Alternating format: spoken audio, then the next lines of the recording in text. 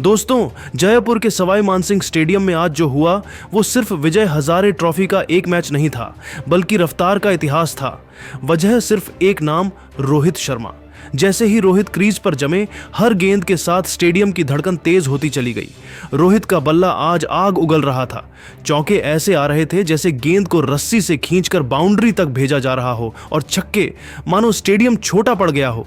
दिल्ली के गेंदबाज लाइन बदलते रहे, फील्ड घुमाते रहे, लेकिन जवाब हर बार एक ही था, तेज रन। और फिर वो पल आया जब रोहित शर्मा ने अपना सबसे तेज शतक पूरा किया।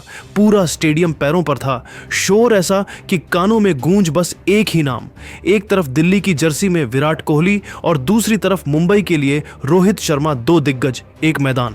फर्क बस इतना था कि आज रफ्तार ने कहानी लिखी। तो दोस्तों, इस वीडियो में हम आपको दिखाने वाले हैं रोहित शर्मा की वो तूफानी पारी जिसने मैच की शक्ल ही बदल दी। लेकिन उससे पहले एक सवाल, क्या ये रोहित शर्मा का सबसे खतरनाक घरेलू शतक था? नीचे कमेंट में बताइए, और अगर क्रिकेट से प्यार है तो वीडियो को लाइक और शेयर जरूर कीजिए। दोस्तों, जयपुर के सवाई मानसिंह स्टेडियम में आज जो कुछ हुआ वह घरेलू क्रिकेट के इतिहास में हमेशा एक अलग अध्याय की तरह पढ़ा जाएगा। टॉस के समय माहौल तो गर्म था ही, लेकिन जैसे ही मुंबई के कप्तान शार्दुल ठाकुर ने पहले बल्लेबाजी का फैसला लिया, स्टेडियम में बैठे जानकार दर्शक समझ चुके थे कि पिच पर रन बनने वाले हैं। मगर जो तूफान आने वाला था उसकी कल्पना शायद खुद मुंबई की ड्रेसिंग रूम ने भी नहीं की थी। मुंबई की पारी की शुरुआत रोहित शर्मा और अंगकृश रघुवंशी ने की। शुरुआती 2 ओवर अपेक्षाकृत शांत रहे। रोहित ने जानबूझकर कोई बड़ा जोखिम नहीं लिया। 2-3 सिंगल, एक डिफेंस और एक सधा हुआ ड्राइव, ये सब देखकर लग रहा था कि वह पहले विकेट और हालात को पढ़ रहे हैं। लेकिन तीसरे ओवर की दूसरी गेंद पर जैसे ही ईशांत शर्मा ने जरा सी भी लेंथ में चूक की, कहानी पूरी तरह बदल गई। रोहित ने बिना किसी अतिरिक्त ताकत के कवर के ऊपर से गेंद को बाउंड्री के पार भेज दिया। उसी पल से यह साफ हो गया कि अब गियर बदल चुका है। अगले ही ओवर में नवदीप सैनी आए और रोहित ने उन्हें बिल्कुल भी नहीं छोड़ा। पहली गेंद पुल शॉट पर चौका, दूसरी पर सीधा बल्ला और गेंद सीधा दर्शकों के बीच। तीसरी गेंद पर एक और छक्का और जयपुर का स्टेडियम शोर से गूंज उठा। अंगकृश रघुवंशी दूसरे छोर पर खड़े सिर्फ मुस्कुरा रहे थे, क्योंकि अब यह साफ था कि उन्हें बस स्ट्राइक देने का काम करना है। 5वें ओवर तक रोहित पूरी तरह लय में आ चुके थे। हर गेंद मानो उनके रडार पर थी। Cut, pull, on drive, straight drive, हर शॉट में वही पुरानी क्लास, लेकिन आज रफ्तार कहीं ज्यादा थी। पावर प्ले खत्म होने से पहले रोहित ने ईशांत शर्मा के एक ओवर में 20 रन बटोर ली। 6 ओवर के बाद मुंबई का स्कोर 78 रन था और उसमें से 62 रन अकेले रोहित के बल्ले से आए थे।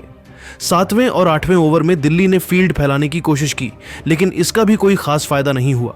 रोहित ने गैप ढूंढना शुरू कर दिया। लॉन्ग ऑफ और डीप कवर के बीच से निकलते चौके, और जैसे ही गेंद थोड़ी सी लेग साइड में जाती वह स्टैंड्स में पहुंच जाती। 9वें ओवर में रोहित ने एक और छक्का जड़ते हुए 15 रन बटोरे, लेकिन असली विस्फोट तो इसके बाद हुआ। 10वें ओवर में रोहित ने नवदीप सैनी की गेंदों पर लगातार चौका छक्का लगाया। हर शॉट के साथ गेंदबाजों का आत्मविश्वास टूटता जा रहा था। 12वें ओवर में रोहित ने लॉन्ग ऑन के ऊपर से छक्का लगाकर 26 गेंदों में अपना शतक पूरा कर दिया। ये पल ऐतिहासिक था वनडे क्रिकेट में, इतनी तेज सेंचुरी, वह भी घरेलू टूर्नामेंट में। अभी ड्रेसिंग रूम से मुंबई के खिलाड़ी खड़े होकर तालियां बजा रहे थे और दिल्ली का खेमा अविश्वास में डूबा हुआ था। इतना ही मैदान में विराट कोहली भी उनकी इस तूफानी पारी को देख अनचभित नजर आए। उनके माथे पर सिकन साफ नजर आ रही थी। इस बीच अंगकृश रघुवंशी 34 रन बनाकर आउट हो गए, लेकिन इसका असर भी रोहित की रफ्तार पर नहीं पड़ा। क्रीज पर आए सरफराज खान ने समझदारी दिखाई और ज्यादातर स्ट्राइक रोहित को ही दी। 15 ओवर के बाद मुंबई का स्कोर 150 रन पार कर चुका था और रोहित 120 के करीब खेल रहे थे। अब हर किसी की निगाहें सिर्फ एक ही बात पर थीं, यह पारी कहां जाकर रुकेगी। रोहित ने इसके बाद भी रुकने का नाम नहीं लिया। 17वें ओवर में उन्होंने एक ओवर में 22 रन निकाले। ईशांत शर्मा की गेंदों पर 2 सीधे छक्के और एक जोरदार चौका, यह साफ संकेत था कि रोहित आज किसी को बख्शने वाले नहीं हैं। 19वें ओवर में उन्होंने अपना 150 रन पूरा किया और स्टेडियम में बैठे फैंस खड़े होकर उनका नाम चिल्लाने लगे। लेकिन तभी 161 के व्यक्तिगत स्कोर पर मैच का सबसे चौंकाने वाला पल आया। 19वें ओवर में ईशांत शर्मा एक बार फिर गेंदबाजी के लिए आए। उन्होंने इस बार गेंद को थोड़ा अंदर लाने की कोशिश की। रोहित ने ड्राइव खेलने का प्रयास किया, लेकिन गेंद हल्की सी अंदर आई और बल्ले को चकमा देते हुए सीधे स्टंप से जा टकराई। एक पल के लिए पूरा स्टेडियम सन्न रह गया। रोहित शर्मा 161 रन पर बोल्ड। रोहित जैसे ही पवेलियन की ओर लौटे, स्टेडियम तालियों से गूंज उठा। यह तालियां सिर्फ आउट होने पर नहीं, बल्कि उस विस्फोटक और अविश्वसनीय पारी के सम्मान में थीं। बाउंड्री लाइन के पास खड़े विराट कोहली ने आगे बढ़कर रोहित की पीठ थपथपाई। दोनों के बीच कुछ सेकंड की बातचीत हुई, शायद एक दूसरे के लिए सम्मान के शब्द। यह दृश्य अपने आप में खास था। एक महान बल्लेबाज दूसरे महान बल्लेबाज को सलाम कर रहा था, भीड़ से दूर, कैमरों की हल्की झलक के बीच। रोहित के आउट होते ही मुंबई की पारी की रफ्तार जैसे अचानक थम गई। सरफराज खान ने कुछ अच्छे शॉट जरूर लगाए, लेकिन वह उस लय को कायम नहीं रख सके। शार्दुल ठाकुर जल्दी आउट हो गए और निचला क्रम दिल्ली के गेंदबाजों पर दबाव नहीं बना पाया। बीच बीच में 1-2 चौके आए, लेकिन दर्शक जानते थे कि असली शो तो पहले ही खत्म हो चुका है। आखिरी 10 ओवरों में मुंबई की बल्लेबाजी साधारण रही, कोई बड़ी साझेदारी नहीं बन पाई। दिल्ली के गेंदबाजों ने लाइन और लेंथ पर नियंत्रण रखते हुए रन गति को काफी हद तक रोक लिया। अंततः मुंबई ने 50 ओवरों में 7 विकेट के नुकसान पर 378 रन बनाए। यह स्कोर मजबूत था, लेकिन जब लोग पवेलियन की ओर देख रहे थे तो चर्चा सिर्फ एक ही पारी की थी। रोहित शर्मा की 26 गेंदों में सेंचुरी, 161 रनों की तूफानी पारी और फिर ईशांत शर्मा की गेंद पर वह अप्रत्याशित अंत, यह सब मिलकर इस मैच को खास बना गया। मुंबई ने भले ही 378 रन बनाए हों, लेकिन इस दिन को हमेशा रोहित शर्मा के नाम से ही याद किया जाएगा।